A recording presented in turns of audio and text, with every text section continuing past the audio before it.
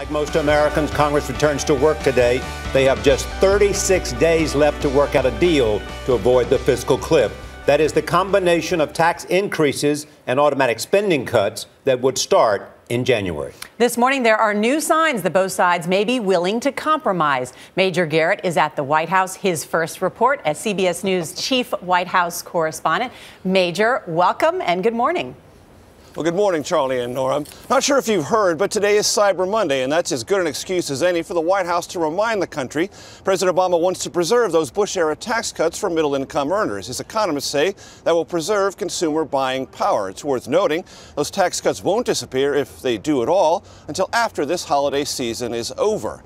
Meanwhile, congressional Republicans appear to be warming to the idea of higher taxes on the wealthy.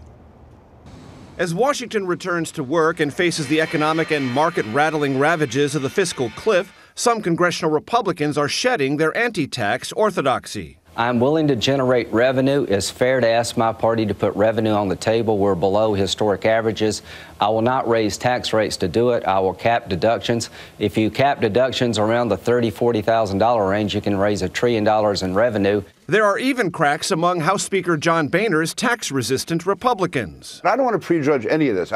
Listen, the bottom line is we cannot have sequestration. We can't go off a fiscal cliff. We have to show the world we're adults. The election is over. And President Obama won, vowing to raise taxes on the wealthy. Another Republican, Saxby Chambliss of Georgia, in a recent interview said he's no longer bound by a pledge not to raise taxes. The pledge I signed 20 years ago was valid then. It's valid now, but times have changed significantly, and I care more about this country than I do about a 20-year-old pledge.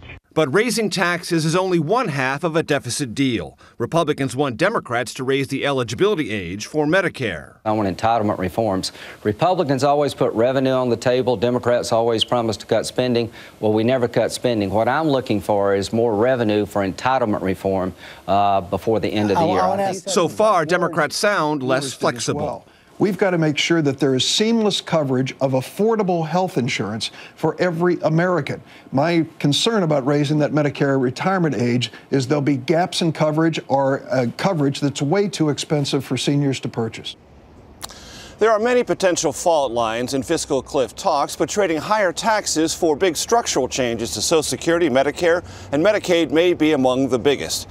Tennessee Republican Bob Corker argued for both of those things in the Washington Post today, warning everyone here in Washington against punting all this until next year or accepting phony savings that don't solve or at least address the underlying deficit and structural debt problems. Charlie and Nora.